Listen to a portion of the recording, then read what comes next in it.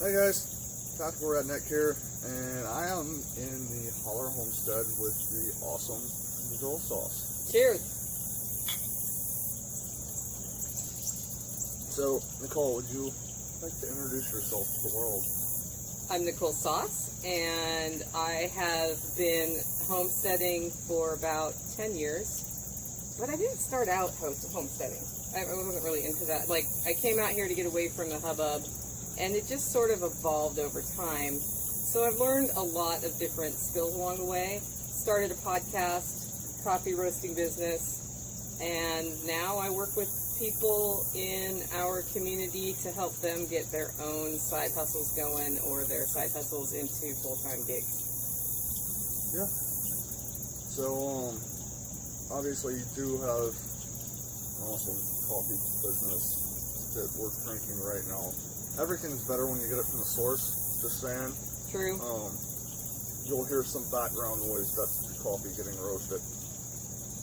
Time to roast the coffee. So what kind of led you to this point? Life is a journey, so probably everything in my life has led me to this point. My family has a series of people who have started their own business. We have somebody who runs a brewery. My grandparents ran a restaurant. My uncle runs a machine shop. And so that environment growing up was what made me not afraid to start businesses. And I began as a school teacher, and I love teaching. What I don't love is the bureaucracy of the public school system, and it made me miserable, so I left and went into executive training, cultural integration from people traveling from overseas here, and then along the way discovered that there was this whole network of freedom-oriented think tanks in the U.S., and that they were shitty communicators. So I got my first job at a think tank, completely left the corporate training world, and my first mission was to make sure they all had a website. This is like 1998 or 2000-ish range. Let me think. No, it was about 2000. Yeah, about 2000. And the notion that you would be trying to communicate with the world about policy issues and not have a website was absurd. Then my next mission was to get them all into websites with content management systems so that they could post their own stuff and didn't have to pay a guy. And from there, it was get them to tell the story behind what they do. Part of that led me to Tennessee, and I was on the team that exposed Al Gore's energy use. And because I was the only female on the team, I was a target of some pretty horrendous harassment and death threats, and that's what made me want to move to the country. So, and for those who don't know, you might want to hit on Al Gore power use thing. Yes, so Al Gore has a mansion in Tennessee that uses a lot of power. Meanwhile, he's out in the world talking about reducing our carbon footprint. And when he won the Nobel Peace Prize, an investigative journalist who worked for us came in and said, I saw him get that Peace Prize, and I got to wonder, how much power does he use in his own home? And that's public records here. So we called the power company, and they told us, and it was 20 times what the average American house uses. It's only 7. That is so much worse. 20 times. It might be 7 now. He's spent like more than $100,000 on solar panels and stuff on his house since then. But what that did is because people buy into politics with a religious fervor, we were quote unquote attacking the leader. And so what we thought was going to be an innocuous little article turned into questioning the very foundation of people who buy into the full religion of global warming. Yeah. And that caused them to turn into butts, basically. Yeah. It happens on both sides of the political spectrum. Oh, yeah, absolutely. And I was, now, if that happened, I am emotionally prepared to deal with all of the death threaty stuff and the names I was called. At that time, I was not. But had I not gone through that, Yeah. I think you have to go through something like that once to get used to being attacked. Yeah. And when you do live on a homestead, you get animals that decide that they want to be on video all of a sudden, so... I only have 5 cats. Does that make me the crazy cat lady? No. You have 5 cats. I used to have 8. I was the crazy cat lady when I had 8, right? No. But the amusing part about the whole Al Gore thing is I remember hearing about that story, and that was long before we ever met. Yeah. That's, So, people are like, wait, that was you? And I was like, well, it wasn't really me. I was on the team. Yeah. I'm the one who missed the typo in one of the quotes. Yeah. But that, I think, played a large part in you ending up out here. It did. That was, I've talked to some friends about PTSD, and to some extent, I mean, it was not like being in battle, but the toll it took on me, it took me a number of years to recover from. Yeah. And I hate to admit that, because the bastards won by attacking me in that way, but at the same time, again, I have developed new skills. So in that way, it was good. I mean, without that, we wouldn't have this. Holler roast coffee. This exists because I hate driving to the store, by the way. Yeah. Yeah. I mean, me is a lot worse going to the store right now, so I completely understand. Yeah. It's very nice when you just get a box in the mail full of coffee, especially when you weren't expecting a box in the mail full of coffee. So that was fun when I did that to you. Yes, I think I still have glitter on my floor, by the way. Oh. No, you were expecting that box, weren't you? I was expecting it. The one before that you weren't expecting. Yeah. But it was Christmas time, and he's stuck, like, way out in the middle of nowhere on an island. Yeah. I thought he might want something to cheer him up. It did, very much so. Especially the additional stuff that was in there. That sounds like illicit. Yeah, there was some biltong in the box as well. And she asked me, did you cut it up like this? I was like, no, I already ate it. Note to self, cram more biltong in the box next time you have some. Well, of course, I'm making my own now. Yeah, that's true. So, I mean, that is definitely one thing that I have found about, like, communities like ours. Yeah. Is the fact that, you start off and, you start gardening, and then you end up with too many peppers, and so you wind up canning. And then, since you started canning, you wind up canning something else, and then you wind up, asking questions about, like, fermentation, and how do I do this? And you start adding to the list of things that you do. Yep, one at a time, though. Yeah. Don't do it all at once. Oh, no, definitely don't try to do it all at once. Because something that people don't talk a lot about is failures. Yeah. And I know when I tried to start gardening for the first time in years, like, it was like, oh, I'm going to do this, and I planted some tomato and corn, and it all came up, and then it died. Yep. And Happened to us all.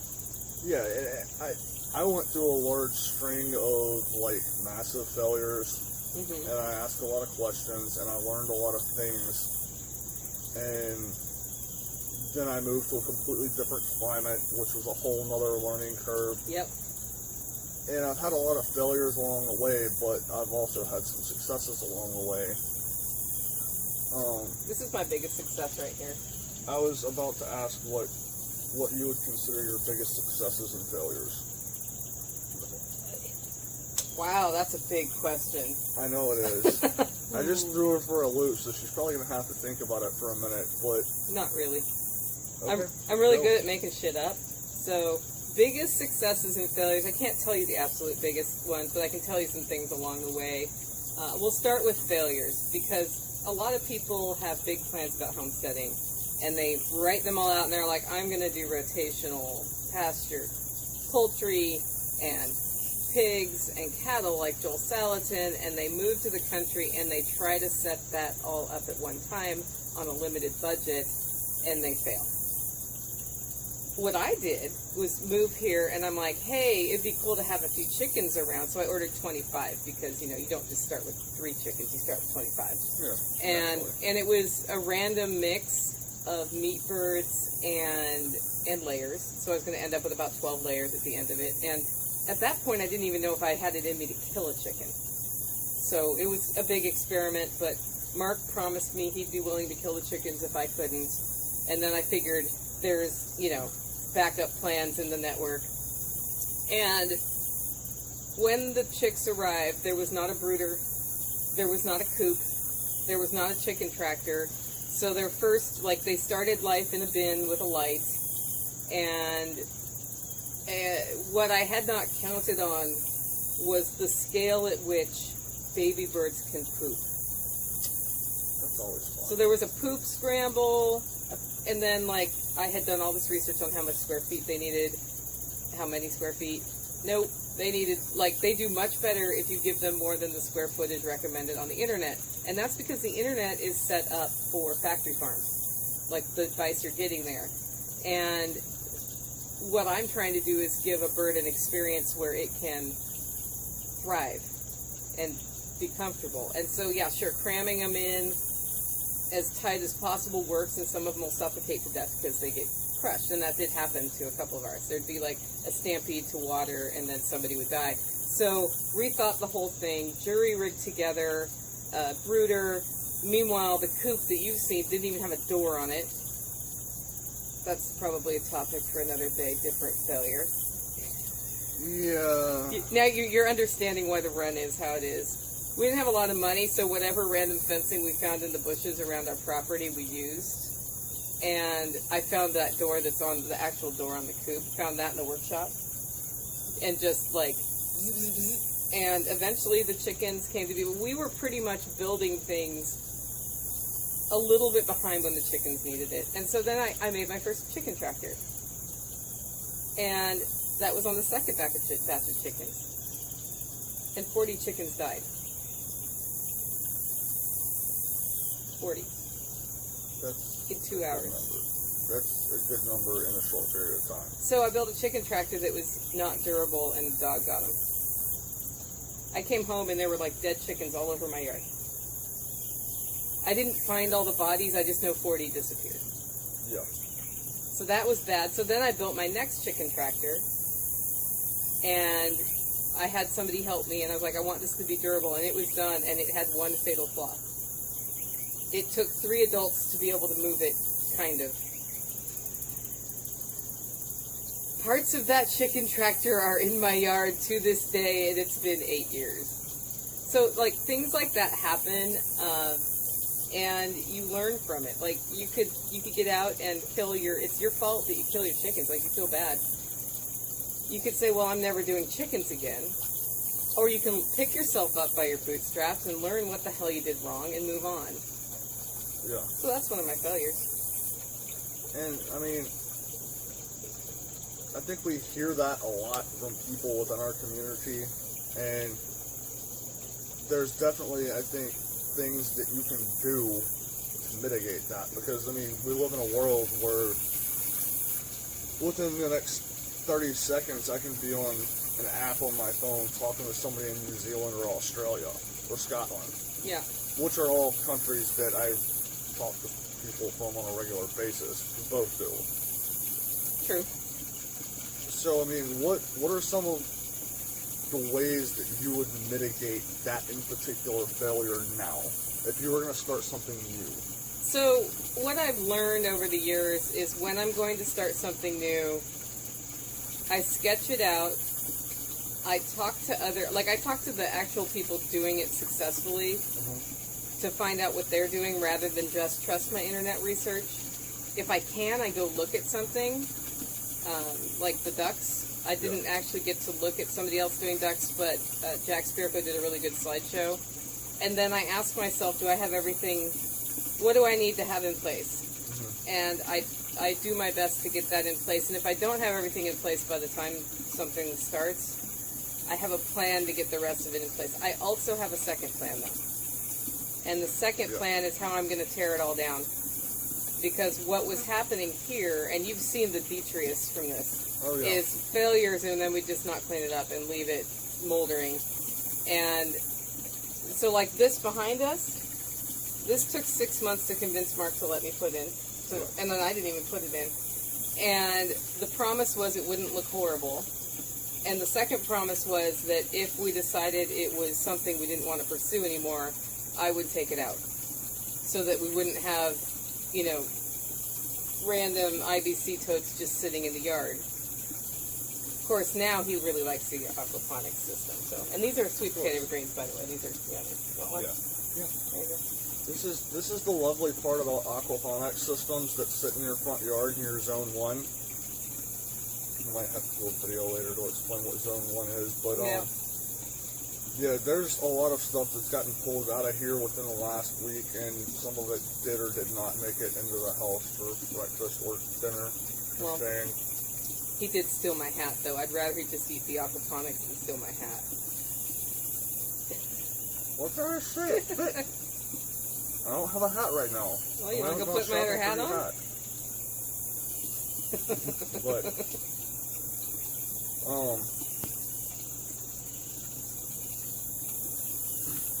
the other problem is, like, I like the concept of not having to do most of the talking in a video, because I can drink more coffee. The problem is with that, you apparently run out of coffee, because... Are you sad? I am. You want me to make you more coffee? I think we're going to take a break and go get more coffee. Okay. Yeah, that's going to happen. Do-do-do-do. Here comes the rain. The lighting has changed around here, Tactical. Yes. Maybe we'll actually get some rain this time. There's this big giant gray cloud that looks really ominous. So, yeah, a couple of things just happened. This is the homestead with multiple businesses. I got coffee. What's reserved? 2 is 1, 1 is none. Yes, that. I stole a hat. You did several things to include swapping roast and checking emails. Yeah, so I am working on a web project right now that is slowing down, but it's been pretty intensive the last week or two, and I was checking in to make sure I didn't have an emergency, like a page not working or something.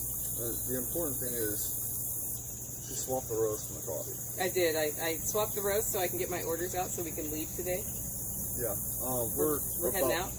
Yeah, we're about to be heading over to another homestead. There's a work project going over there.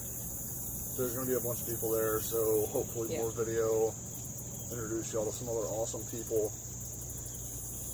But the reason I'm introducing you to Nicole Sauce is we started talking on Zello, which is an app on your cell phone, kind of like the Nextel push-to-talk thing. We have our own private channel in there. We started talking, and then she started a podcast, and episode 8-ish? 8, yeah. So that was, what, mid-2016-ish? Yeah, that was like the episode that when I got that one done, I decided I was committed to keeping my podcast going. So there was like a bunch of podcasts, episode 7, and then nothing. While my brother-in-law got brain surgery and some other stuff happened. And then I got prodded to start my podcast again, and I did 5 uses for summer squash. Yeah, and then I was prodded to start having lots of conversations with Nicole about food, because food is awesome. He was like, wait, what, you can cook? Let's talk about this some more. Yes. So, we spend a lot of time on Zello, and we spend a lot of time on Zello talking about food. True. And we also, you started the My 3 Things, which is... What is that? Well, so my podcast revolves around helping other people live their life instead of having it live for them. And what I mean by that is that if you get yourself in a situation where you have to have that job to pay the bills, and part of the reason you have to pay the bills is your debt's too high, and you don't have the freedom to try something new, like a coffee roasting business, if I'm pointing to the roaster, your life is being lived for you by the rules that society has set forth. And a better approach is to opt out of that and live your life. Because if you just work really hard until retirement and then start living your life, your body's tired, you're tired, you may not have made it that far. You could have health problems that you didn't count on. Your spouse could have health problems you didn't count on. So one of the changes I made as part of the transition to homesteading was I said, fuck you. Is that word okay? I'll leave it in. Okay. I said, screw you to some of the norms that society imposes on us as far as having the perfect house and all of that stuff and mounting debt, and decided to live my life the way I wanted to. And so I set forward life strategic goals. I've done this twice in my life. The first time I did it, I ended up with exactly what I wanted, and it turned out I didn't want that. So then the next, how that works. yeah, the job where you travel a lot, yeah, that's great when you're single, so, and young and like to party. Yeah. So set 3 goals, and it's only 3 goals, and they're big picture goals. They're about my lifestyle. It's what's important to me and what we're driving towards. One of them for me is local financial independence, so that I don't have to travel. So I'm changing the travel thing. One of them is health and recreation, because I tend to workaholic myself, and building in the time to have fun and go hiking and kayaking and all of those things, as well as take care of my body, because if I don't get out and get exercise, the body just gets bigger and bigger. Which leads to diabetes. That's important, and I can't remember my third one right now because I'm on the spot. Yeah. It's another financial one. I mean, I'll tap off of that real quick, because part of us talking a lot is she'll ask me what my 3 things are for the day, and because of my job and the amount of work that requires of me, a lot of times I get home and I'm just like completely just mentally shot. Yep. And all I want to do is go to bed. Like, I don't care. And she'll hit me up on Zello and be like, have you eaten dinner yet? No. Make that one of your 3 things. A lot of times my 3 things turns into my 1 thing, which is cook dinner. And sometimes that might or might not be in the course to happen. And she'll hit me up on the side and be like, hey, have you eaten dinner? No. There's a chair and there's YouTube. Yep. And I can sit here and do nothing. And I like it. And she's like, what's for dinner? I don't know. What do you have? Yeah. That's how Stump the Sauce was born. Yes, that's a segment on her podcast, which actually started because I was supposed to be off for the weekend. I was not. Work happens. My Sunday routine includes bacon and eggs and then cooking lunch for the week. And I got home, I had not eaten bacon and eggs. I did not have a chance to go to the store, which usually happens on Saturday. And so I plopped down in my chair and was just like done for the day. And she was like, have you made lunch for the week? Because she knows that's part of my Sunday routine. Yep. And I was like, no, and it's not going to happen. I didn't even get a chance to go to the store. And she was like, well, what are you going to make? I'm like, I don't know. I don't even have enough meat for a thing for the week. Like, I don't know. I'm like, you're a prepper. I don't believe that for a minute. Yeah, so I had a bunch of assorted meats. Like, I had enough for like a meal in the freezer. You know, I had like 2 chicken thighs and like a couple of sausage links and this, that, and the other. So she made me go to the fridge, open the freezer up. Made him. Yes, she made me. She threatened to like cut me off with Holler. That didn't actually happen, but No. sounded good. Yeah, there was a bug on my arm. Yeah, there's lots of bugs around right now. Yeah. But anyway, I ended up going to the freezer, opening it up, and being like, I got this, and this. What do you have for vegetables? I've got some frozen stuff and some canned stuff. Yeah. I have nothing fresh at all. Aside from, like, cut a couple of peppers out of the garden. And so she's like, take the crock pot, throw this in there, put it on warm, let everything come up, and then throw this in and mix all this stuff in, add some, I don't even remember what you told me. Spices. some cumin, and some other spices, salt and pepper and Probably garlic. rosemary was on the list. Probably. That was probably the best lunch that I had made for the week since I've been down there. Oh, that's good. It was like, I think I have one left, and I'm saving it for one of those days that sucks. We call that Holler stew here, by the way. Yes. Holler and it's stew has delicious. no specific recipe. Well, it was awesome. It was really good, and I really appreciated having that over the next week, because the reason I was working over the weekend is because some stuff that we have at work was down, and it has made our lives a living hell.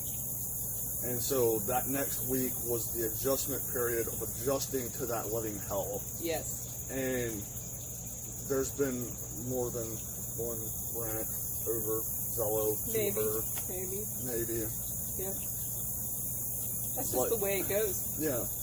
But that's kind of how we started becoming friends, talking food a lot. Yeah. And That's because when we talk, we're both usually cooking. that's true. It's like, what are you making? Well, I'm making this. Because otherwise, we're busy doing stuff. Yeah.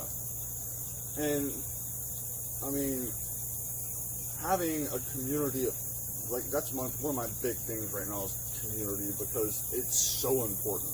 Yep. And part of that is because, like, you turned me on to the cucumber salad and gave me a recipe for that. Yeah, that's good. And That's what's for breakfast today, right? yes, And bacon? why would there not be bacon for breakfast? There's one squash left to cook. There is squash left, so that has to happen. Yep. We've eaten squash all but, like, what, one day? Yeah, we missed squash one day. That was like my long day of, I don't remember that day very well. It was a very disappointing day. Yeah. Just saying. Yeah, sorry. But, you know, I took her cucumber salad recipe, put my own tweaks on it, Yep. and then came up with the idea. I've got all of this juice left over because there's salt and the cucumbers have a lot of water in it, and it extracts all of that out of there. And I had a couple of chicken thighs sitting around, and I was like, I wonder what happens if I take that and put it in that.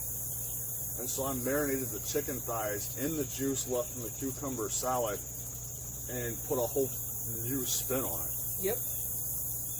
And obviously she's got a big web project that she's working on right now, so being here, being exposed to that, I don't even remember what it was, but you were looking at something with that project, Yeah. and it was that video. And Oh, yeah.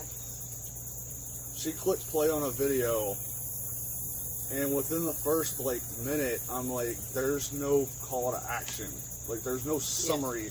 I have no, I get what the dude is talking about, Yeah. but there's no clearly defined, it's a marketing business thing. I learned that by listening to people like her. Yeah, and that wasn't for the web project, though. Yes, that was a side thing. That was a different thing, yeah. But there have been other things with that project where, Yeah. like, I'm looking over her shoulder and I'm making comments that I never would have made before because I had no idea that was a thing. But I started learning, like, business practices and marketing and just general ways to communicate. Just simple communication things by listening to people like her and some of our other friends that are in the Zello network, and look, like, there'll be a conversation on Zello about something that I have never done, have no interest in, but I listen to it anyway, and I start picking up on things. Yeah, and then next thing you know, he's doing it. Yeah, the next thing you know, you're doing it. That's how I got aquaponics. Yeah. I don't want aquaponics. No, then you were gonna do hydroponics. Yeah. How long did you say that you were gonna stall on putting fish in? A year, How long did you make it? Like 6 hours? a week. No, Well, it was not. other people put fish in. Yes, but within I like put what? fish in a week later. It was within like 6 hours. Tyson and Spencer Yeah. were putting fish into your From the creek, yep. into your hydroponic system. Yes. So yeah, I mean, you definitely start going down different roads. than you would have before. Well, I think part of the fun of being in this lifestyle or moving in the direction, so I call it homesteading, but it's more like a homesteader's approach to life, meaning if you live in the city, you can still do these things. You may not have all the land, and that's okay, but what you're doing is building stability into your life outside of just financial stability, so food stability.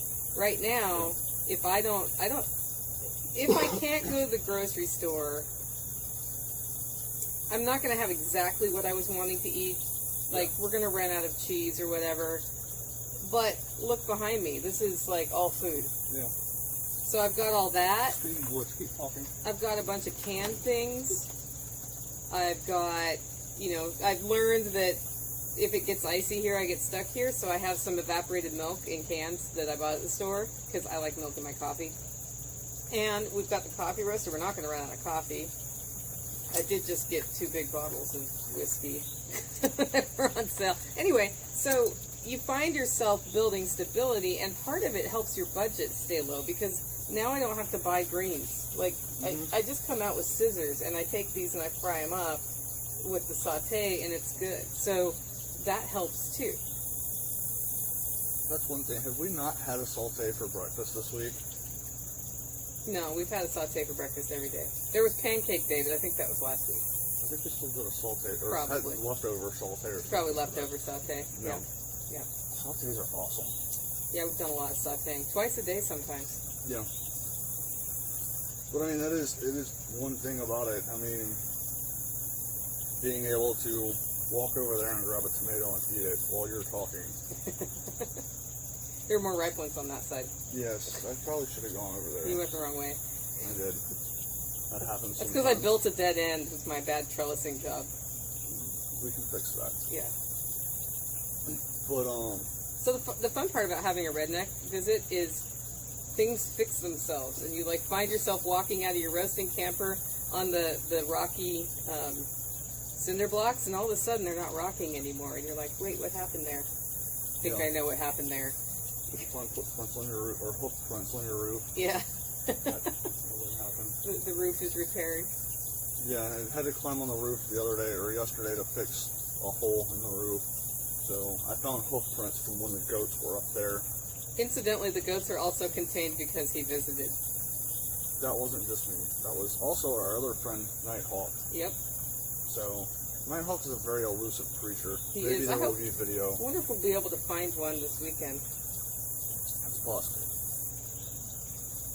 But, I mean, I wanted to sit down and do an interview with Nicole because, I mean, we've become pretty good friends. There's a lot of conversations. I needed to burn some vacation time before I lose it. And I don't even remember how this trip happened, but it was something along the lines of, I need to burn some vacation time. And, like, within a couple of days, it's like, I'm going to the Holler for 2 weeks. He's also supposed to look for land while he's here, but he hadn't done that. No. I don't think he's going to do that. No.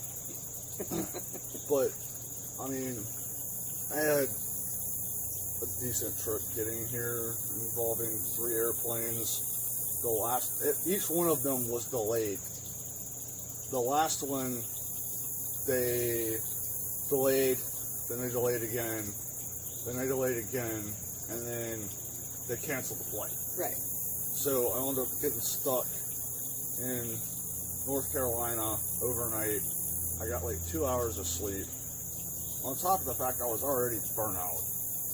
Like, I was already just mentally done. He was doing a really good job of not sounding really mad every time I talked to him. Yeah. I have a feeling that was a struggle internally. Yes.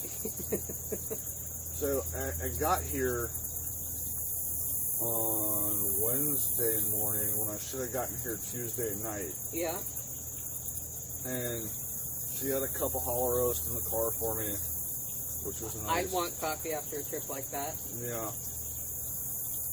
And got here, I stayed up as late as I could. And there was a campfire. I fell asleep in a chair next to the campfire, she threw a blanket on me, and then I eventually made my way back out to my hammock, and then around about, Thursday, that you looked at me and were like, you look normal now. Yeah, it took him days to become normal. Yeah. It's like written on your face, the stress of your job. Yeah. So, I mean... Also, he was brooding. He sits there and does this. And says nothing. Yeah, that's the internal struggle. Yeah. I just let you brood. You can brood all you want. So, I mean, like, this place, for me, has become, like, one of my getaway spots. Third, fourth time on the Holler homestead, and I have a camping spot, which we need to talk about deed. You gotta talk market to it. They're gonna deed me like 2 square feet in between these 2 trees where I always string my hammock up. You're gonna have to make a fire pit if you're gonna talk on the back properly. Probably. We were discussing that yesterday. I also need a weed eat back there too. But this has become like one of my spots just to come to relax, hang out. We had another friend coming through town. Was it yesterday or the day before? A couple days ago, yeah. So Spencer. He stopped by. We learned you don't let Spencer mix you drinks. That's true. You gotta be careful with that guy. So, he came through. We got Nighthawk. This has kind of become a rally point for things that happen. There's a whole network of people. There's lots of awesomeness that happens here. There's lots of business talk. There's lots of, Horsing around. And then, like problems that get solved, people that had issues, people that need to vent. It's just, this is a good community of people that we are involved in, and this is a result of that type of mentality. Yeah, it's living your life instead of having it live for you. People come through. Part of the mission of the Holler Homestead has been to provide a place for people to gather and inspire each other. Yes. And that's something Mark and I talked about early on. It was originally going to be focused on writers, like a creative retreat for writers. And I took it a little bit in a different direction. It has resulted in a lot of people coming through here and regenerating. And I'm glad that that's able to happen. We had a few years where that couldn't happen because I was not in a good place. But it has, especially like starting with the workshop, it accelerated, which is interesting. Like that workshop really changed things here, and the time leading up to it with everybody, because this place needed some help before that workshop. We had people from our community rolling through every weekend for like 3 or 4 weekends before, making sure the outdoor shower was functional and stuff like that. So, cleaning out the infamous workshop. Yeah. There's going to be a second phase of that. Probably. I still don't know what's in there, but I have a better idea. There's kayaks in there. Yeah, I can't get in there because there's so many kayaks. What if we built a raft? Yeah, we gotta find parts for that. Well, it's still a hardware store. I'll work on those at Lowe's. We can't just do that 2x4s? Probably could. You need to figure out a way to do that. Okay. Buy some Redneck skills. I mean, I've seen your Redneck skills in action now. They're pretty good. Yeah. It's almost like you've been doing it your whole life. Well, I've been a redneck for my whole life, so that happened apparently. But anyway, I just wanted to sit down, do an interview with Nicole, get an introduction. There will probably be, there's going to be more video. We should do cooking today. We should do that part. Yeah, we do have to get on the road today too, so we're going to have to freaking focus. Ooh, road trip videos. Just saying. There's the dipstick too. That's the other thing. A mechanic comes to my house and all my stuff starts breaking, and I'm like, can you look at this? Yeah. So anyway, guys, this has been the introduction to the awesome Nicole sauce. I hope you enjoy it. Make it a great week. Make it a great week, and bye.